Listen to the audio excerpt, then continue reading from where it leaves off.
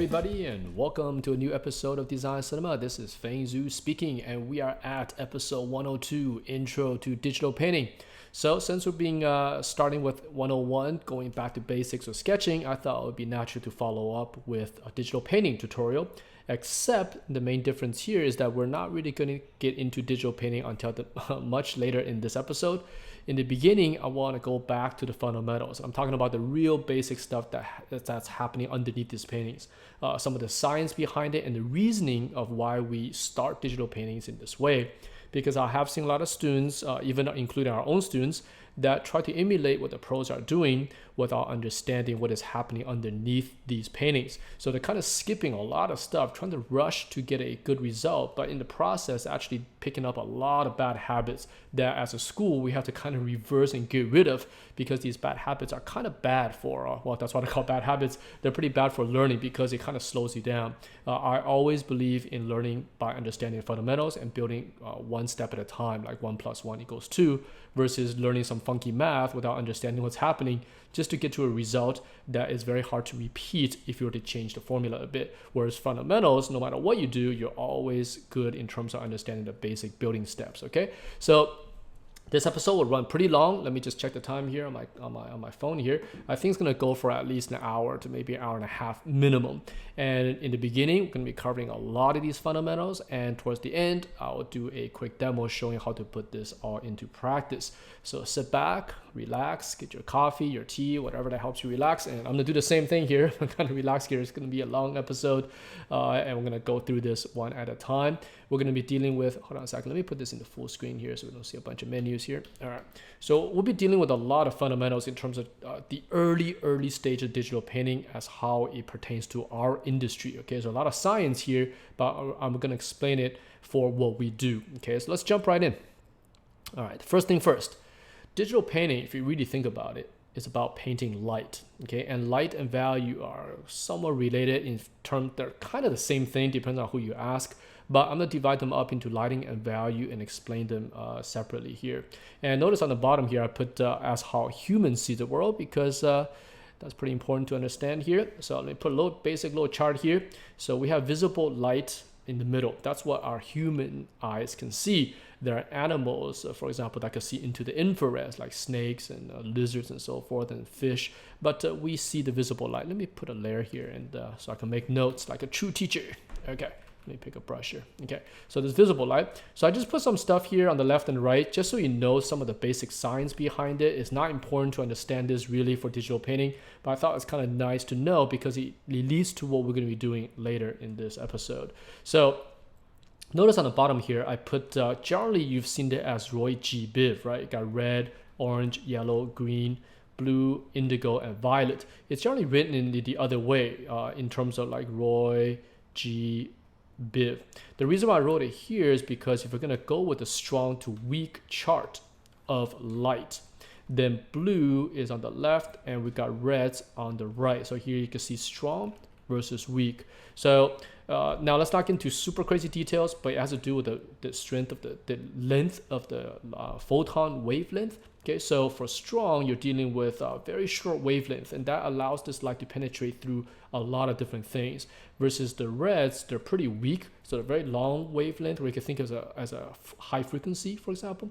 So it's much harder for this light to penetrate through different materials and other lights. Okay, so the takeaway here is just to know that the blue lights and purples and violets are very strong, and the reds are very weak. So if you look at the strong lights over here, you have like ultraviolet, which is UV light. It's bad for your skin. Let me take a drink here. Excuse me here. And we have X-ray, which is so strong, it actually could go through your skin, and the different densities of your bones and organs and stuff, the light passes through it a little bit slower, so allowing the X-ray to pick that up. But it's pretty bad for you because it's actually going through your body. And of course, you got gamma ray, which creates the Hulk. Right, so anyways, just that's a joke right there. But anyways, gamma ray is really bad. It'll probably just kill you. Where's my microwave? Here's X-ray, right? So X-ray can see this light is so strong it can actually penetrate through your your skin here. Of course, on the other side here, on the weaker side, you have infrared, which is almost like a heat thing, right? Those night vision goggles. You have microwave, which could heat up your food. So microwave is a very weak form of light, so weak in fact that where's my microwave icon? Here it is. That this metal mesh here can actually block that light from coming through and hitting you. But this light is pretty weak. You can actually take the lid off if you want, and the microwave, you can make it work, and that radiation or that light is not really going to harm you. So, and this is why, remember that movie Snowden, he puts the cell phone into the microwave, because radio wave, as you can see, is right out here. This is where your iPhones and so forth is operating on, using this form of light. Is very, very weak. So if you put your radio or a cell phone into a microwave, that signal will actually get blocked. So anyways, that's kind of off the point, but some fun facts to know. So today we'll be dealing with the visible light for human beings, which is over here. So backwards is Vib G. Roy. Now today we're not going to be dealing with colors, and I'll explain to you guys why we're not dealing with colors when we are learning. Okay, so let's go to the next slide. This kind of this slide here establishes what we're going to do. Okay, next, let's first talk about lighting. Okay, so there are three main points of lighting that I want to address today. The first one is we're going to think about what is the source of lighting. Okay, let's zoom in here. Okay, so basically, what is giving off the light? Okay, let me go to my layer here. So firstly, there is the primary light. So these lights are lights that converts energy into light. So on the planet Earth here, we got pretty much these three primary lights that you'll be seeing 99.9% in your digital paintings. Okay, again, we're dealing with our industry here. So if we're dealing with, so energies and scientific stuff, and there's all sorts of other things that come into play. But in terms of what we use, the primary lights we use in digital painting, we generally see these three forms. One is coming from the sun. Okay, so the sun is generally above us or to the side during the sunset, but this sun is converting energy into light. We deal with candle light. And then lastly, we deal with artificial light, for example, a light bulb. So kind of human evolution works this way as well, right? So early mankind, we see only during the daytime. Then candles were invented and eventually light bulbs. So these three forms of light will be your primary lights for pretty much every digital painting you do. It's pretty hard to come up with a fourth light. Okay, so these are primary lights. Just remember, primary means converting energy into light. And then you have your secondary lights. So what are these? So these are bounce lights, reflective lights. So these materials here, or these objects, don't give off light on their own. What they do is they bounce or reflect light. So one of the biggest reflectors that we see every day is the moon. So this is pretty common for a lot of students to treat the moon as a primary light source, because it does look pretty bright in the sky, because it's contrasted against the dark background. But a moon is actually just an object. It doesn't give off any light of its own. It is reflecting the sun. So huge light board here. Bounce boards, of course, photographers use, right? Or anything, any surface in general could bounce light. For example, your walls, your table, your Wacom tablet, your keyboard, anything. But the screen in front of you, by the way, that's a primary light. So the LCD screen you're currently watching YouTube on is actually a primary light source, because it is converting energy into light. Okay, so a screen, for example, I'm staring into a bright iMac here, is lighting up my face. That is actually changing energy. But my t-shirt, my skin, my face, this mic, this boom here, these are all secondary light sources, because they're bouncing light and scattering around. Okay, and we'll get to that later on. Okay, next, when you do digital painting, one, again, is recognize what is the primary and secondary light source. Second, we want to recognize the direction of the light that's coming from. So, for example, where is this light coming from? So in this photo here is a natural environment. You can identify that the sun is to the right here and is coming this way, creating a shadow side and light side. So this is super important stuff, because again, we're dealing with very basic things here, but sometimes students don't think this way. They're just painting for the sake of painting and not putting any fundamental thought behind it. So sometimes you see multiple shadows. For example, to put photos in there, and the photo, the light's coming from the right, and another photo, the light's coming from the left.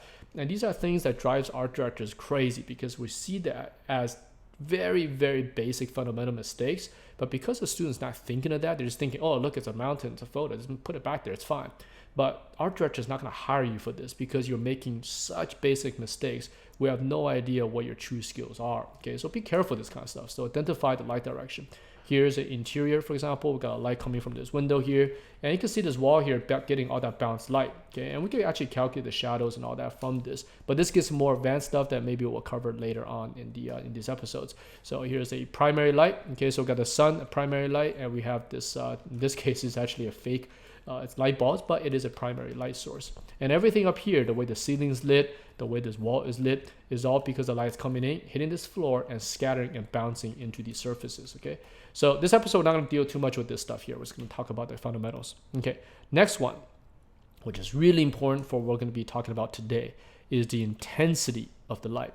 Basically, what it means is how strong is the light source. And we're going to be calling this value later on. Okay, so here, for example, is a photo of a desert, and the sun here is very strong. What that means is that this light is going to reach the surface of whatever you're looking at. That light, because it's so strong, is going to also scatter much stronger and reach our eyeballs, so we can see everything much more clear. The photo here on the right, the sun is also up in the sky, but because of the fog and clouds, it's getting scattered. So the light source is not as strong by the time it reaches these rocks. So it's a little bit harder for us to see the details and everything in here because the light source and intensity is weaker. Okay, and later we'll be calling this value, and we'll use this value to learn how to paint before we deal with anything else. Okay, here are a few more examples. For example, here's a cabin with just a few light sources, so it's very dim because the light is not intense here. So the value here is very, very low.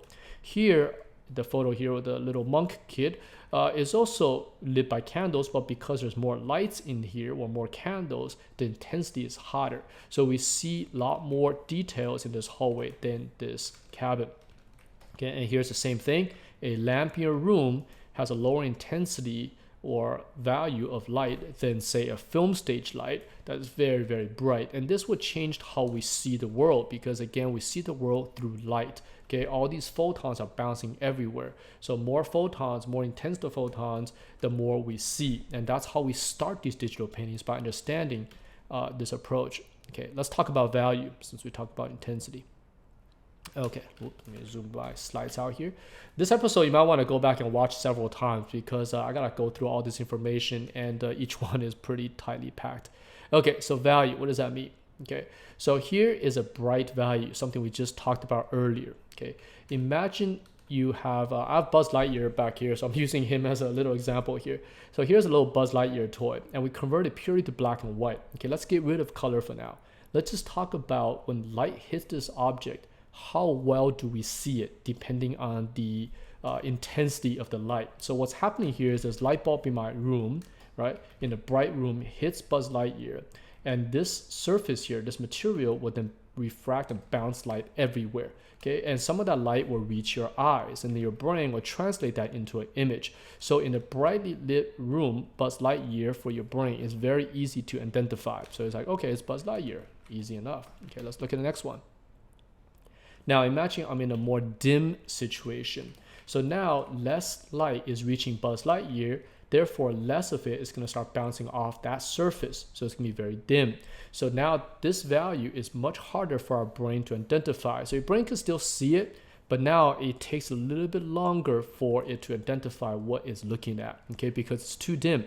You cannot see the multiple surfaces and forms that's happening or bouncing off this object. So you kind of see it and it becomes Buzz Lightyear. Now imagine we make it really dark, okay? So we put a light bulb here, or maybe it's moonlight, and that light is hitting Buzz Lightyear. Say this room is nighttime and we don't turn on any light. Well, it's going to be pretty hard for us to see anything on the shelf. If you squint your eyes, maybe you could sort of make out Buzz Lightyear, but it's pretty hard. So now your brain and eye has to do a lot more work, and basically it looks like that, right? So if you zoom out, it's just pure darkness. Okay, so the human eyes, we're not actually really good at seeing things in the dark, as opposed to, say, cats, dogs, and many animals that have that little reflector on the back of their eye. So they essentially have light bounce twice, so they see things better in the dark. But we don't have that. I mean, that's why you shine the flashlight into a cat or a dog and they have that glowing eye effect going on, right? Because they have another reflector on the back of their eyeballs, which we don't. So let's summarize this. Let me turn these layers off with basically this, okay? So if there's no light anywhere, this is how humans see the world. So again, humans. So you can almost imagine an alien planet out there that doesn't operate on the light spectrum that we see. They might be operating on infrared or microwave, or they go to the other extreme. Maybe it's all X-ray. So that's the kind of light that planet operates on. So anyways, on the human world, this is how we see the world. Nothing, okay, if there's no light. Now, if there's too much light, then we get this super bright light source. We can't see anything, it's too blown out. So in a perfect condition, we could balance. Here's a photo I took in Shibuya. So we have a full spectrum volume here. We have dark, medium lights everywhere. And this is how we see the world. Okay, and this is also why we're going to be dealing with black and whites before we move to color.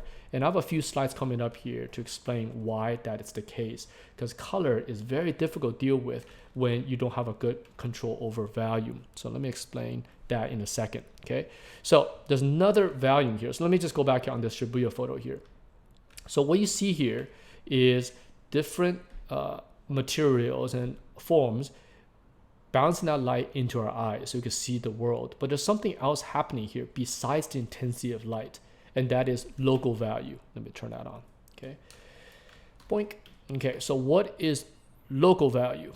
Okay, local value means, let's look at this colored Buzz Light here, okay? So you can see there's a white material on here, green material, a bunch of buttons, it's got skin, it's got this feet, right? So these different materials, due to what they're made out of, or dyed in different colors, will take on a local value. That means if you convert this to black and white, you can see that the white surface is still white, but that green has turned to about a 60% gray. This darker green button here has turned into about an 80% gray. And that's what we generally refer to as local value. That means no matter what happens to the light, for example, here we're dimming Buzz Lightyear down completely, that value dims locally. So here I made a little chart here, right? So you can see here, that's the value taken off the tip of his feet. Here's the value taken off his face. Now, if you dim the light, notice these dim accordingly. So this is called local value. That means no matter how the light source is in the room, these values maintain their separation among each other. So brighter they are, they're separated. Darker they are, they're also separated. So we're going to use a combination of local value as well as real world value in terms of light intensity to separate forms as we paint. So I know I'm explaining a lot of information here, but again, go back and you kind of listen again if you want, so you can absorb this information. So local value is something that a lot of students forget to do. They generally paint in global value. That means just intensity of light, and forgetting that objects also have local value. So I mentioned colors earlier. Here's what I mean why colors are difficult. Here, Buzz Lightyear is separated with two different colors, right? Actually, mainly green and purple, right? So they're separated, but right, so here's the main two colors here. In value, these two, when turned to black and white, looks like this. They're almost the same gray. This purple is just darker by a fraction. So if you're painting by color, it's very dangerous to mess up your values, especially if you have no idea what the differences are between value and color. And here I have another slide here explaining what that means. Okay, so here is a pine tree under, for example, a light condition, a perfect white balanced light called a white light. Okay, so trees by default reflects the color green, so that's why they appear green. So in a white light condition, trees and grass are generally green. However, depending on the environment they're in, for example, here on a summer's day, they tend to take on, for example, a little bit of yellow, right? Yellow-green. But in winter time, the same tree now appears blue. So here on the bottom here, I've adjusted that, right? Here's a summer pine tree, here's a winter pine tree. So imagine you're painting purely on color, and this is something I saw a lot of students do in the early parts of their learning process, in which they go, for example, this is traditional days, they'll go buy green paint, blue paint, and sky is blue, grass, trees are green. But note, look at this photo here. These are all green trees, but they don't appear green at all. And this is because color is very complicated. Color changes itself depending on the environment, depending on the time of day, depending on the kind of lights you put on. And green is one of the most difficult colors to paint, especially traditionally, because green sits in the middle of that color wheel. If we go back to Roy G. Biv here, remember this chart here? See, green sits here, right in the middle. See, it's right here, right? 3 on the other side, 3 on the other side. Green's right here. So green tends to take on warms and cools depending on how it's surrounded by what kind of light source. So, and this is another reason why we try to avoid painting in color in the beginning.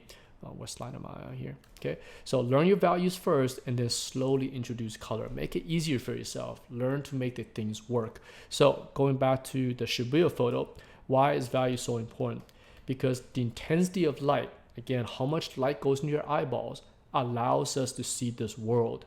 Color, for example, here is a black and white photo, but we could perfectly make out this photograph and understand what's going on. Now, if we take away the value and only have color, well, this is what you'll see, right? So no value at all, no light source. This image here could be full of colors, but without light and intensity and value, well, you can't see anything. It's just a black screen.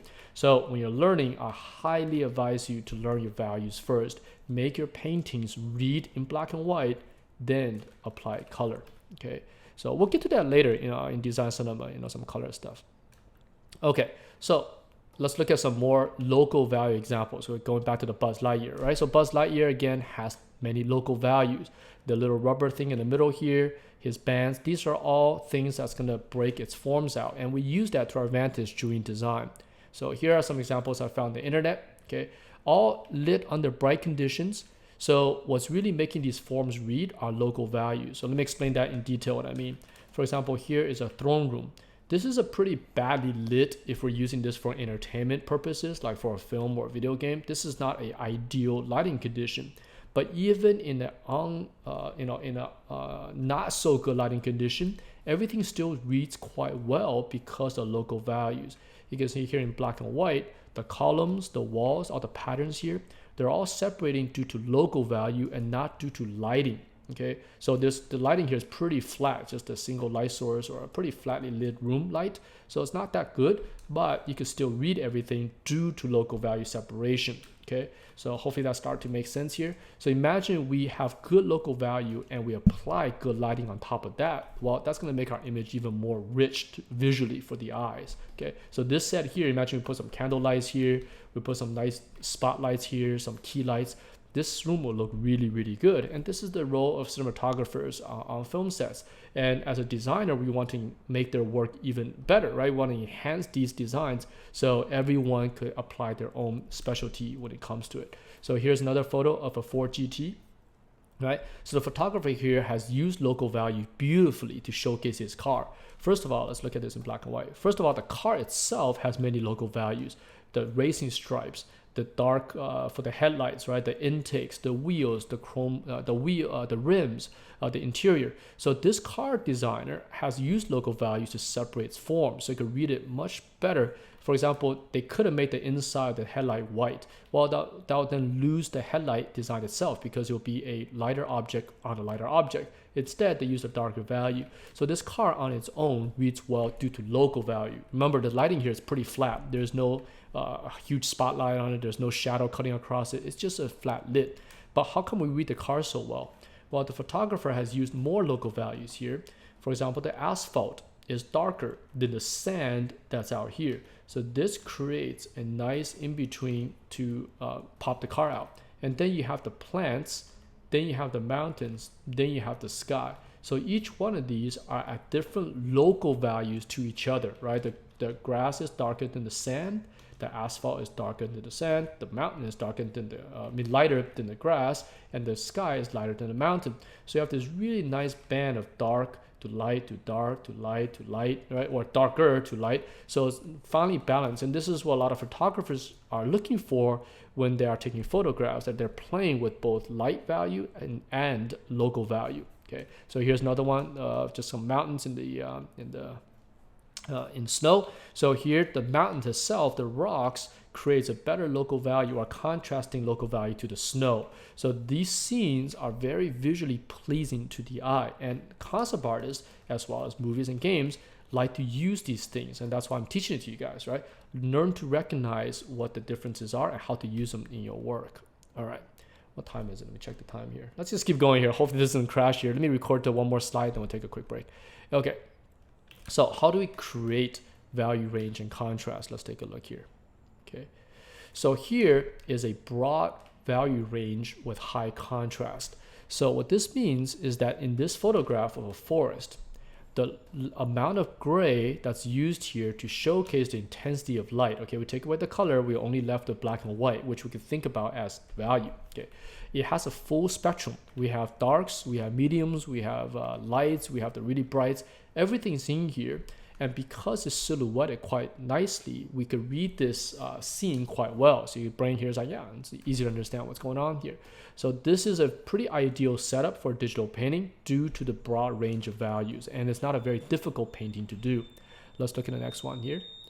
Now we have a forest. This one also has values, but now we have a lot less value to play with. You can see here it's dealing mostly in the darks. So the brightest value, which is here, right there, right, is already probably about 40-50% gray. So now we don't have the high value ranges. We don't have the whites with the near white values that you see in this photo. So we're dealing with much dimmer values. However, we can still see everything happening here because of the way this is set up. Due to the heavy fog behind these trees, we could silhouette these objects in front, therefore making your brain pick this up even easier than the previous one. Okay, it's been set up. And later we see how Hollywood and video games use this to their advantage. Lastly here, we have a lower value range, but we're also low contrast. So here, we're going into the brights. Okay, we have a lot of grays here, but however, we're not creating a silhouette situation here. So scenes like this is very hard for your brain to make out what is happening. There's no depth here because even though it is a bunch of trees and we are in a 3D space, due to the low contrast and the overall low value range of the values, it's hard to make out what's happening in this image. So your brain is like, what's going on, right? It takes a little bit longer to understand this. So the ideal setup for concept art generally falls in these two ranges up here. And we want to avoid this, again, for our industry. Because in other industries, let me show you. Okay. Here's examples. In other industries, sometimes the creator want to find these difficult situations and make it work, but that's not the industry we're in. For example, here is a photo of a wedding, right? They're using white balloons, white top, white everything, right? So this painting here is actually really hard to do because everything is in the same value range, meaning bright values, right? Near white. So it's hard for the human eye to see what the heck is happening. Very similar to that forest photo we saw. So this is not ideal for the line of work we're in. We're trying to showcase a story that's taking place in the world. And in most these kind of blockbuster movies and video games, we want to create as much contrast as possible. So this will be pretty hard for the eyes to see on screen. Okay, here's another one. Here's a classic painting that I cropped into, right? That kind of master painting. So for illustrators and for these master painters, they do want to show off their skills because their end product is this painting. So they want to do things that are very difficult to show other painters how good they are. So for example, here we have a nude female figure with very pale skin in a marble swimming pool in the water. Everything here is playing with such subtle values, watch, in black and white, that you can see her body here is almost being lost with the background. They're taking on the same value. So a very subtle gray is popping this form here. Same with her body here. Very subtle differences in grays, right? You can see the line of the hip here versus the bottom of the pool. If you miss that line, then this body will start to disappear, which is part of what these illustrators are trying to do. They're picking this subject matter because they want to try it. They want to showcase how good they are with value control. And remember, this is traditional painting here. They're mixing this without Photoshop, the color sampling tool, right? So this is a very difficult painting, and we generally don't do this in the line of work we do. We actually take the easier way. We create high contrast. One, it's easier for us to do because we are making products here. So if you're gonna take a long time doing this, it's more expensive to produce.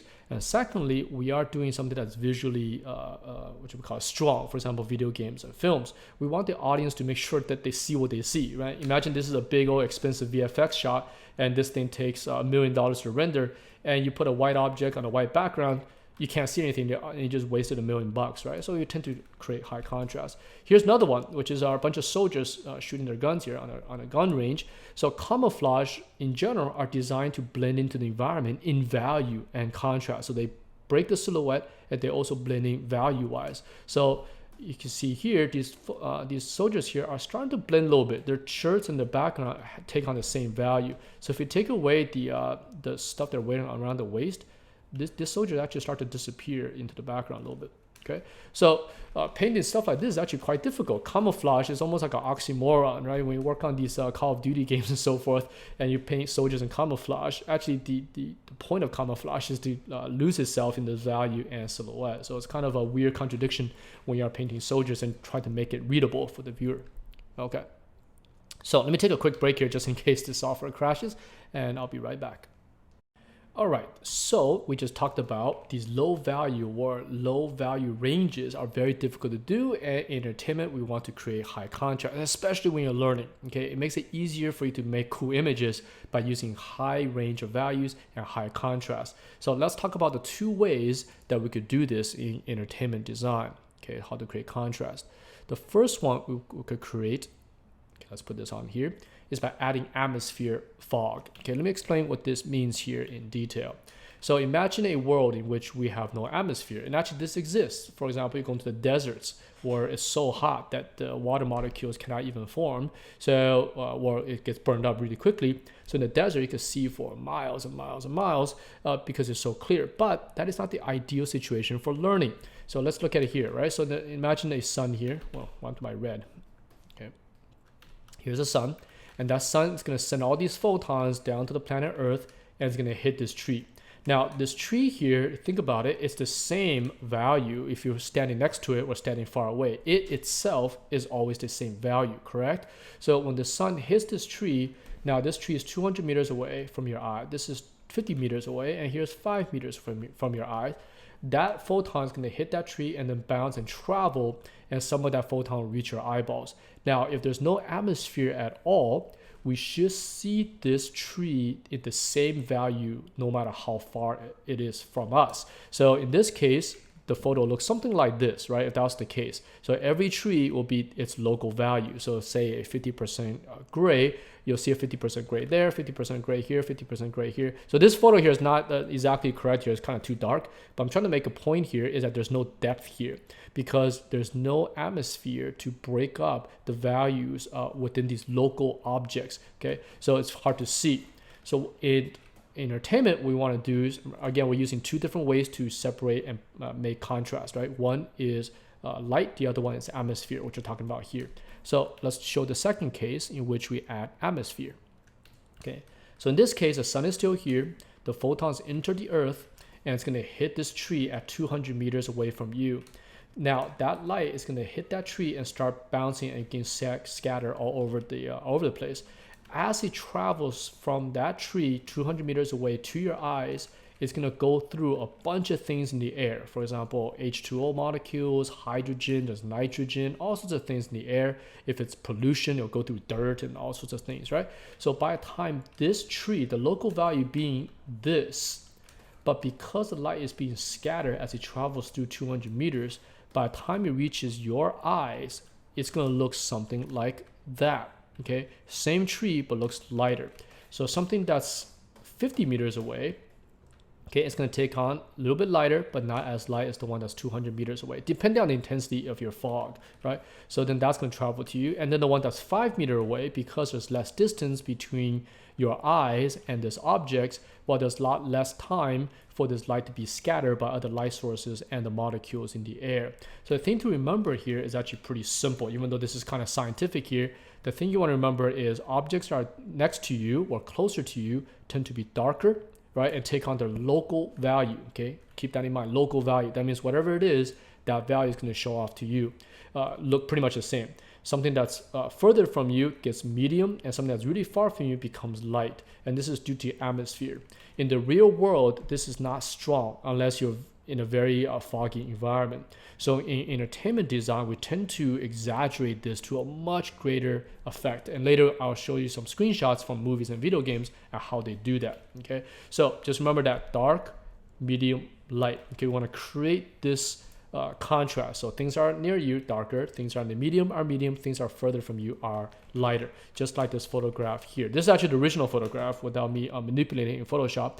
This is a very, very ideal scene to practice your digital painting. And now you guys understand what's happening here fundamentally, right? So for example, the trees here, we have the value differences due to atmosphere.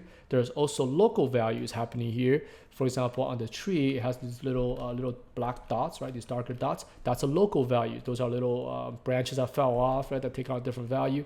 So this is a very, very ideal painting to study from if you're gonna do digital painting. And now you understand what's happening underneath. Okay. Now let's talk about the other one, right? This is atmosphere. The other one's light. So here, let's look at Buzz Lightyear again. So here's Buzz Lightyear in a perfect bright light condition. He looks like that, right? So if we dim the light, he's gonna look like that. We dim it even further, he looks like that. Well, that's not ideal for entertainment design. So what do we do in entertainment? So here's the default light Buzz Lightyear again, right? There's generally two ways to do it. One, put light on the subject matter itself and make the background dark. Okay, so this is one way to do it. But this way requires more work because now this object has to be well constructed, well lit for you to see everything in here. So this tends to be an expensive way to do things, but it is done depending on what you're trying to do. The more common way and the way you see in concept art pretty much 90-something% of the time, and also big budget films, is this one, okay? Which is we silhouette this object in behind a light background or a fog. Okay, remember episode 98, I believe, in which I kind of took flat photos and relit them with a silhouette lighting? Well, that's what's happening here as well with Buzz Lightyear. So this creates a very easily readable object on the light background. So big budget films like Jurassic Park and all these Marvel films, if you watch them carefully, these very expensive shots tend to happen at night, like the big giant finale at the end of the film. In general, it's always nighttime because even with the biggest budgets they have, it is still very expensive to do things in the lighting, in light. Okay, it's much cheaper to do them in silhouette. Therefore, you get away with mistakes and it makes the object easier to see. So you'll start to see this trend everywhere, especially with television as well, because they don't have that much money. So Game of Thrones, pretty much the entire show takes place here for anything that's expensive. Okay, characters talking back and forth is not that expensive. Whenever CG shots come in, whenever silhouettes or matte paintings come in, they tend to take on this way of lighting. Okay, so let's review real quick. So these are the two ways we generally create contrast. One is to use light, the other is to create atmosphere. You combine these two together, boom, you got the perfect formula. So let's show some of that in films. Okay, so here are some examples of films that are using the things I just talked about: local value, lighting, and silhouette. Okay, so you can see Jurassic Park here, the giant T-Rex. Look at the common thread that's going through here: fog, lit, object, foggy, lit right in the background, silhouetted. Okay, foggy, lit in the background, subject. The same thing over and over. Okay, foggy, right? Look how foggy this set is. This is all fogged by a machine, and the light coming from above, and then silhouetted our object. These characters also have local value. For example, his T-shirt, the watch, the skin. These are taking out local values. Okay, here's the very famous the alien shot, right? So we have the foggy set, very foggy, right? This is supposed to be inside a spaceship, right? So think about it. Why is there so much fog? It doesn't matter. We're creating an image here for the audience. So lots of fog, light, silhouette the object in front. All right, here's Lord of the Rings, bright sky, silhouette these objects out. Here's the recent Joker film, foggy room, light above, silhouette. Blade Runner 2049, same thing. Here's Blade Runner, the 1986 version, same thing, foggy, light, right? So if you turn all these to black and white, okay, let me put this on. You can see that they're taking on the full range of values, broad contrast, makes it much easier for you to see what the heck's going on. And these are the kind of ideal situations you want to be starting your early digital painting with. Okay, don't deal with colors, don't deal with flat lit or low value range. These are things that are very difficult to do. What you want to do is make it easier for yourself, learn, and look at these big budget films. These are some of the biggest films on the planet, and they're still using this because sometimes you do teach some students and they're like, well, I don't want to do it this way. I want to do it my way. And then you look at Steven Spielberg and James Cameron, all these huge movie directors, and they're using this kind of way to light, right? So, and then a student who has no experience, haven't done anything at all yet, and say, oh, I don't want to do what everyone else do. I want to do my own thing. And generally the results are pretty bad, because there's a reason why this stuff is being used, because we work in entertainment industry. Our job is to visually storytell something, right? So we want to make sure this stuff is readable, right? So unless you're doing something very artsy or documentaries, right, they don't use this language. I'm mostly talking about big blockbuster kind of things, in which it's very expensive for CGI or model building, and this kind of lighting showcases that off quite well. Here's another example in video games. All right, so you can see here similar formula being applied here as well. Lots of fog being applied. Here's Red Dead Redemption 2, right? Lots of fog. You got a backlight situation. Makes a beautiful shot, and this will make a nice digital painting right here, right? Resident Evil, right? Foggy, lit. Okay, here's Assassin's Creed. No backlight, but a lot of fog. I mean, I've been to Egypt. Egypt doesn't look like this most of the time, because Egypt's very, very dry. So I remember sailing down the Nile, and these mountains looks really crystal clear because there's not much moisture in the air. But that will make this landscape look very flat, which I'll show you guys in a bit what that looks like with the fog turned off. Okay, Death Stranding, right? Silhouetted, almost monochromatic. Lots of fog happening here. God of War, lots of fog. Look at the background here compared to the foreground, right? And backlit as well. Here's what do they call this one? The Shadow of Colossus, right? Lots of fog in this valley here, silhouetting our object. Here's Nier Automata, right? Lots of fog. Look how much fog there is here. But that makes the environment feel bigger, makes it feel grand, and it contrasts these characters. And these characters, by the way, has a lot of local value. So you got skin and dark clothing. Here's a Metro Exodus, lots of fog once again, silhouetting on our object. You guys are starting to see the trend here, right? That's why I'm showing it to you, because this is a very easy way to get into it, into digital painting, right? Here's Dark Souls, again, silhouetted, backlit, lots of fog. So these in black and white looks like that, right? Beautifully, just like those tree forest. It's the same setup, okay? So this one's kind of interesting. I just found this online. It's some kind of mod for Elder Scrolls Online. This mod, for some reason, actually takes out the fog. But in my opinion, it makes it way worse. This is default. This is vanilla game, right? So you can see the designers put a lot of fog here to make the world feel bigger. But with the fog taken out, it looks, in my opinion, again, it looks horrible. It looks like a toy set, because now we're missing everything that we just talked about in this episode so far. Notice the trees have dark, medium, and light, so therefore it creates a sense of depth, right? This house looks closer to camera than this house over here, but with that removed, look at that, they look like they're on the same plane, so it takes on a toy-like effect. Look at this as well. Look, this looks pretty good, right? This is an MMO, so the graphics not the best, but still we have dark, medium, and light. And look at the tower way in the back here, a lot of atmosphere, a lot of depth here. And then look at this one with the fog removed. It looks horrible. It's very hard to read what the heck's going on here. It's just become a jumbled mess. Like, this tower looks like it's part of this building, when in fact it is actually behind it. You can see here, this tower here is behind this building, but here they look like they're on the same structure. So it creates a very bad imagery, and this I don't think this looks good at all. You know, look at this one here, right? Look at this town, or the castle towers in the back. You have this in the medium, and then you have something in the foreground. With the fog removed, look at this, it just becomes a mess. This area, especially here with the boats, where whatever is happening back here, looks horrible. It's all jumbled together, okay? So we want this side, okay? When we're doing digital painting, we want this depth. This one's a really clear example of really good depth using fog, right? So dark, medium, light. The mountain's way pushed here. Look at this one. This mountain looks like it's right next to this town, and it's bad, okay? Anyways, these are good examples of video games using heavy amounts of fog and what they look like with the fog removed. It just doesn't look good at all. All right, let's go next one here. So how do you start this before I start a demo here? Okay, what you want to do is make the situation easy for you when you are learning. Okay, so here are some of my early tips. First, okay, take away other difficulties. Too many times when students are learning digital painting, they're adding more hard things into the practice. For example, they want to design their own scenes. They want to come up with their own worlds.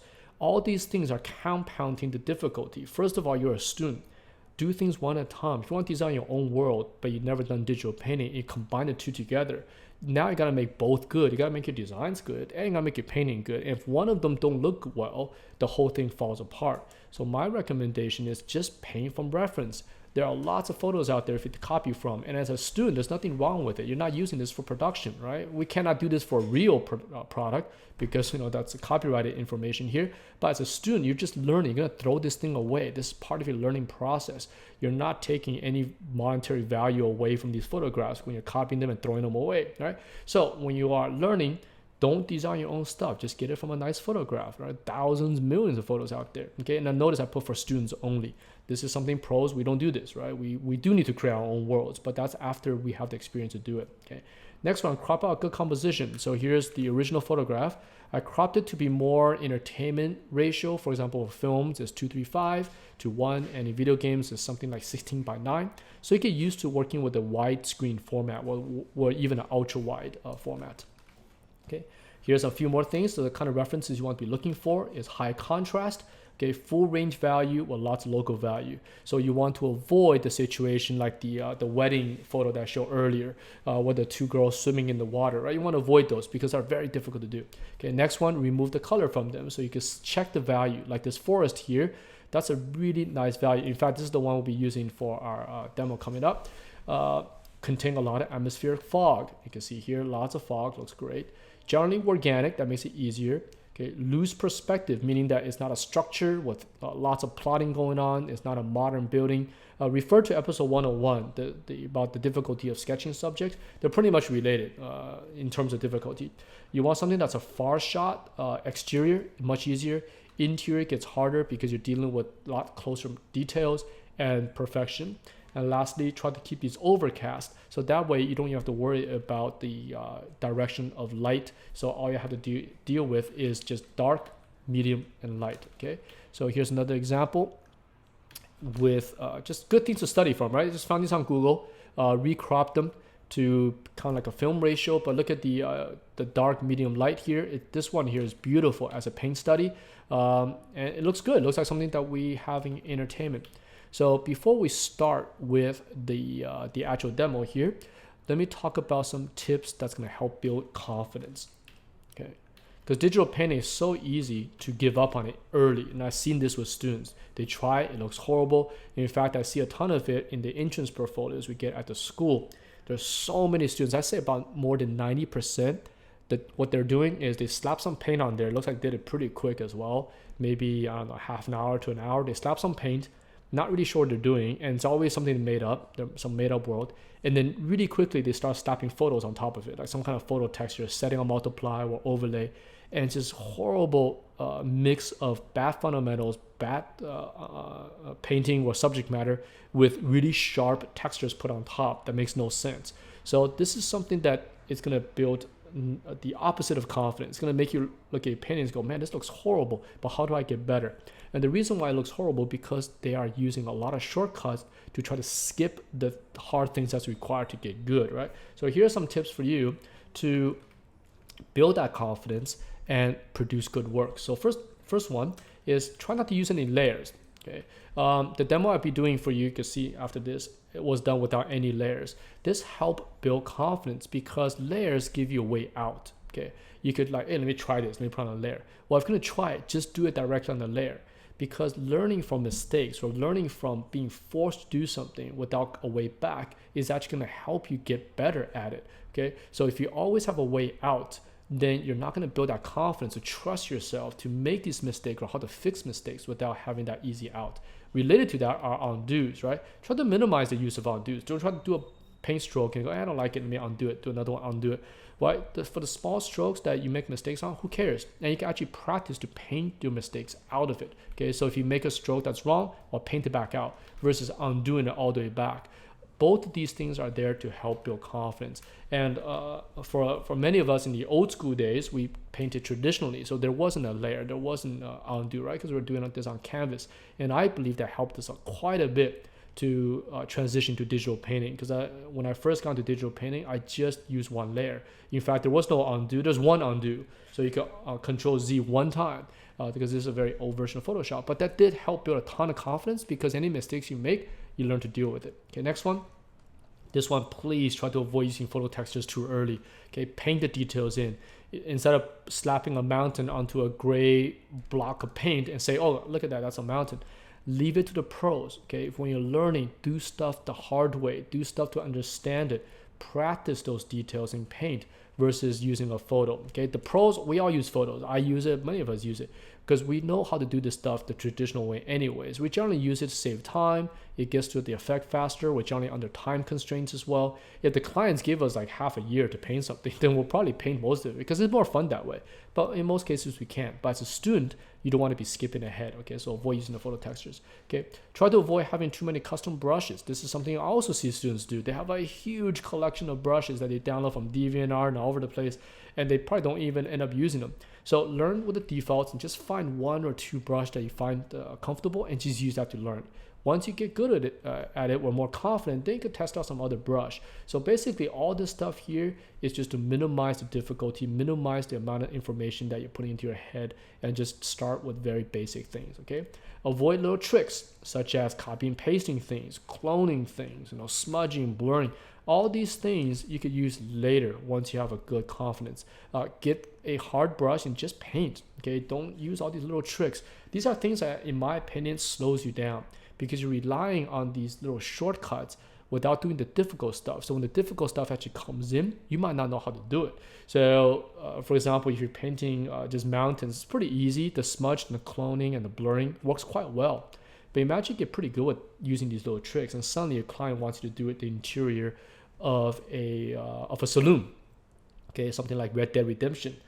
Well, that's pretty difficult. These tools probably doesn't come into play anymore. Now I gotta really learn your edge control, learn your perspective, learn how to control lighting and value, and soft shadow versus hard shadow.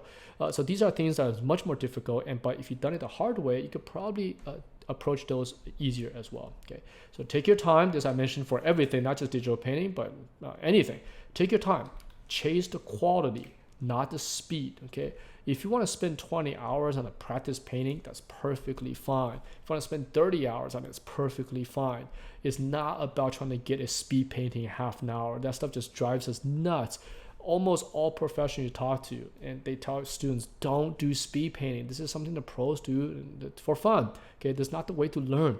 Okay, unless you're gonna do hundreds of it. You're gonna do speed painting. One way to learn is you're gonna do a speed painting. Okay, do 200 of it in a month. You'll probably pick up something from that. But if you're gonna do one speed painting in a single day or in a single week, that's not gonna help you too much at all. So spend that time doing a good piece, even if it comes out horrible. Okay, even this is very important. Even if it comes out horrible, but you spend 20 hours trying to do it, you're gonna learn a lot more from that than doing some kind of speed painting. Okay, so understand that it will take dozens of paintings to improve just a tiny bit. Okay, so it'll take you a long time before you get good at this stuff. Okay, use real world references, super important. Copying film stills are also good after you convert them to black and white. Okay, start with the big forms and then refine details. Same thing with the line drawing that we talked about in episode 101. Okay, and always learn the basics. The basics are dark, medium, light, foreground, midground, background, and these things are completely related. So foreground is dark, midground is medium, background is light. Just use this formula. Again, look at those big budget films and video games. They still stick to this. So there's no need to invent new ways, especially when you're learning. In fact, you can use this lighting setup for the rest of your career and you'll be totally fine. This dark, medium, light, you don't have to change this at all. Okay. And lastly, use the basics to develop your own style. So a lot of students always ask, oh, I want to paint in this style, I want to paint this style, or how do I come up with my own style? The thing is they cannot even paint anything basic yet, and they're already thinking about some kind of artistic expression or painting style.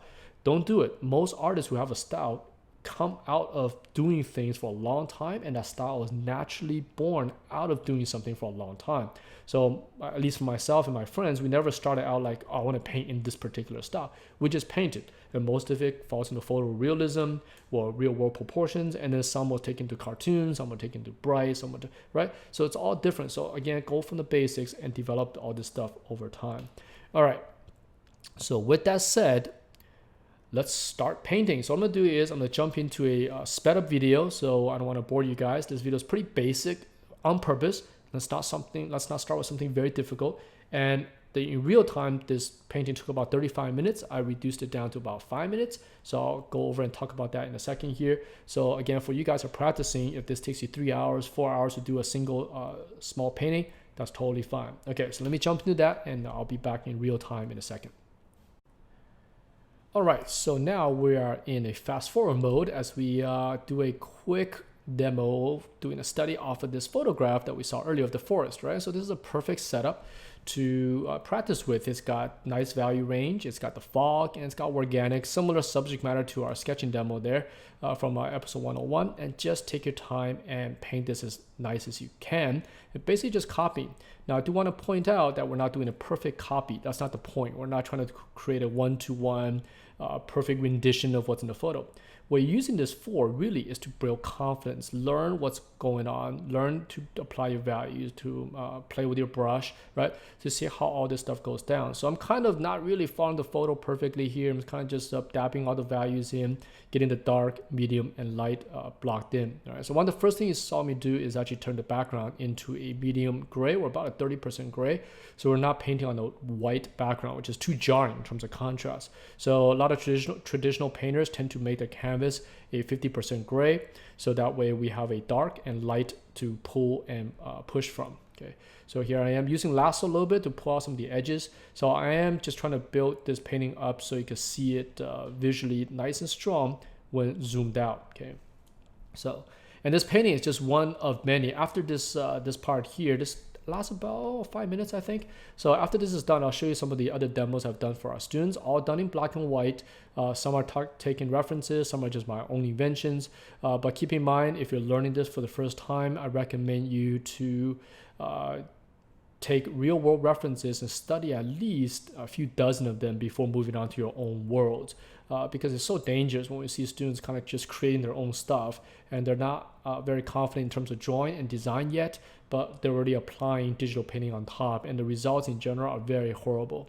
There's always cases in which we do see students, 1 or 2 out of a class, say, of 35 that get pretty good at it, but a lot of them do fail. But for those who take their time and learn things the right way, they tend to accelerate much, much faster later on. I mean, there's no secret to this industry. I mean, this is just, it's work like anything else. You know, so if you practice at it and get good with the fundamentals, you will improve much faster than kind of dabbing around and kind of guessing this and guessing that and don't exactly sure what you're doing.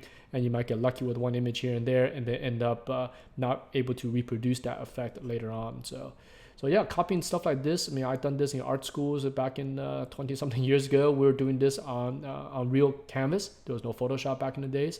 And I also used to sketch these with marker. Similar effect. They're very small. They're about 2-3 inches across on the paper. Tiny things that I'll use gray markers or felt pens to do. So essentially, it's the same process. It's just copying stuff, learning the same things that you guys are seeing here. So I did use a specialty brush here just a little bit to kind of create the leaf effect, because that to paint every leaf will take a long time. And also leaves is something that's kind of felt versus seen. So as long as you have this visual noise, it's fine. The viewers will know that these are probably leaves, right? Because your brain is starting to make sense of this scenery here. You see rocks, you see some water, you see some branches, then you assume that this is a forest. So something like a leaf you could indicate. And that's what's the difference between painting and line drawing really comes from. Painting is about painting light, it's about painting forms, whereas line drawing is really about defining the kind of the overall everything. So line drawings in terms of production time generally actually takes longer than a painting. So a painting, you only focus on details in a very small percent of the painting. If you actually take the details down and kind of group it to one side of the painting, I'm guessing it takes about 10 to 25% of the entire painting. Versus a line drawing, the details are everywhere. It takes at least maybe 50 to 70% of the drawing. So line drawings in general takes much longer time to produce than a painting. So I mean, it depends on what you're doing, of course. There's always, I know in comment sections like, no, I do line drawing much faster than painting or whatnot.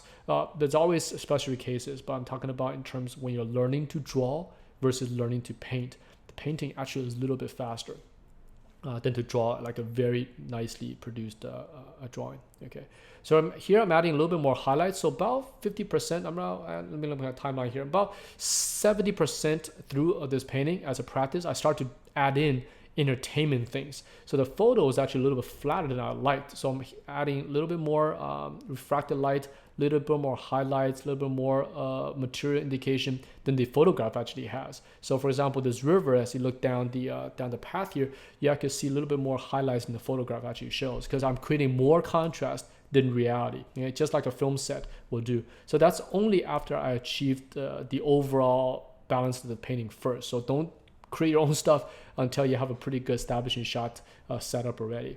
So for example, I'm making the water a little bit brighter, making the branches a little bit more darker, just create just a heavier contrast.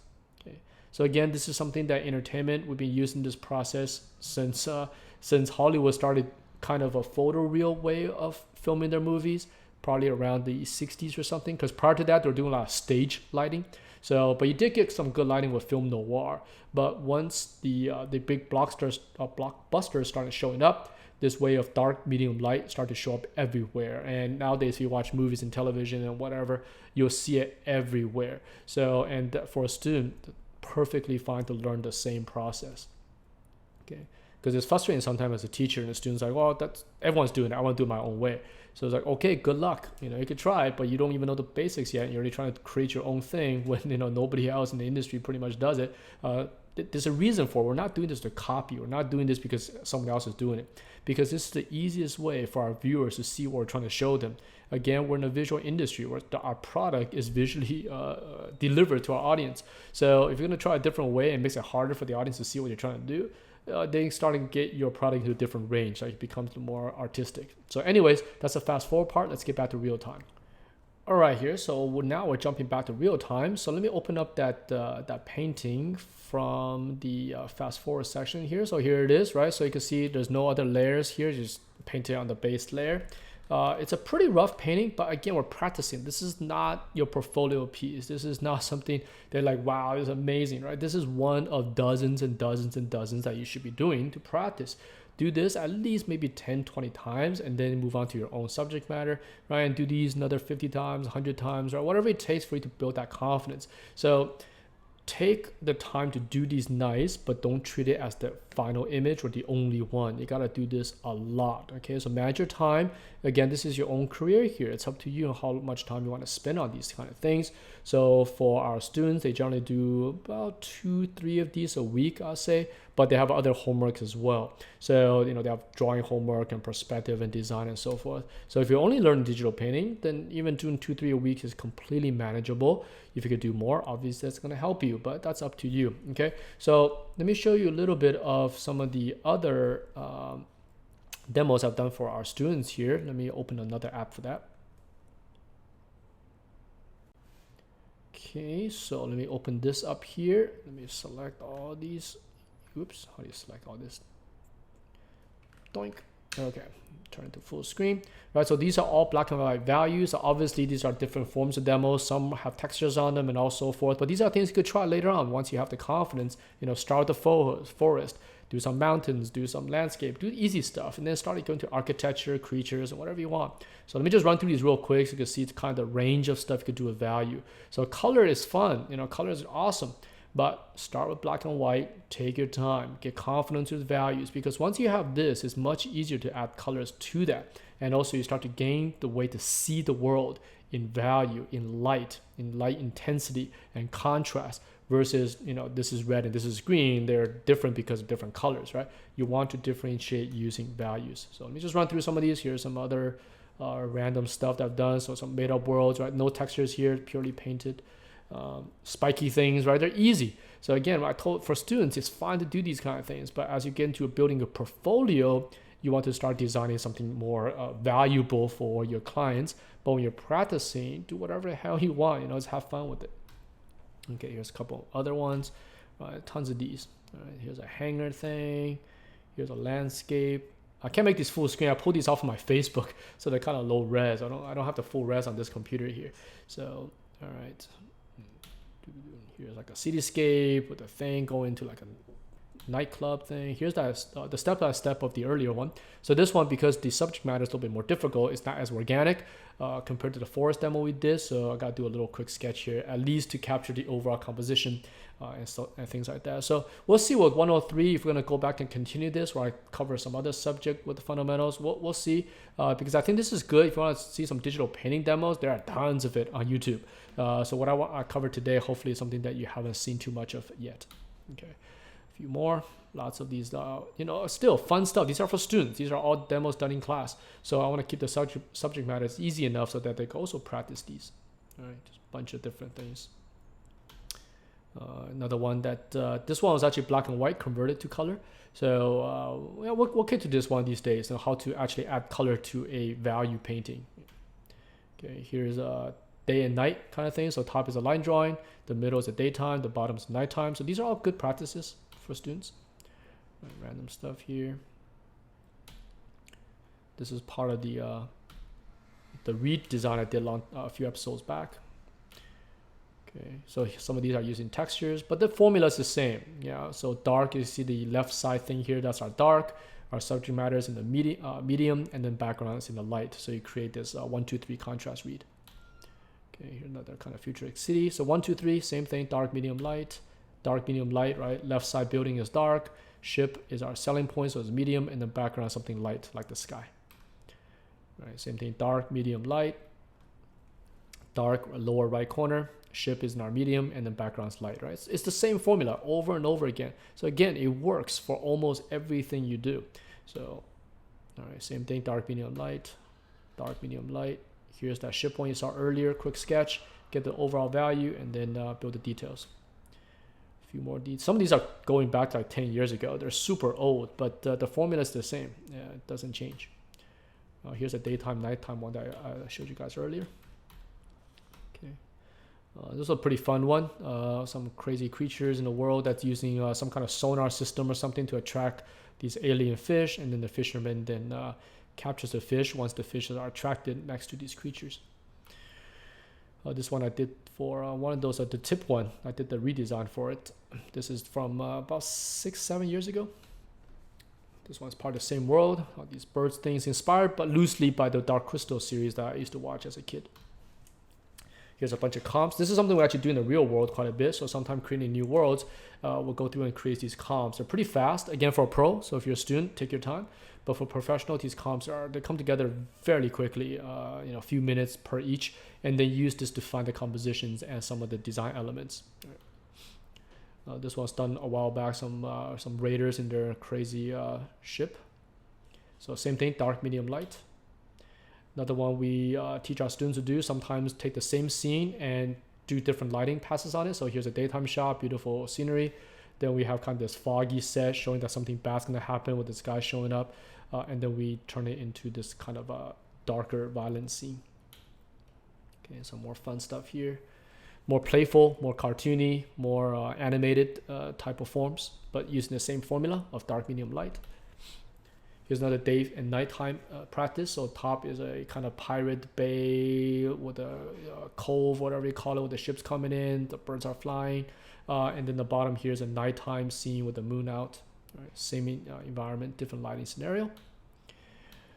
Here's a bar, some dudes buying something from a bad guy here sitting on the left.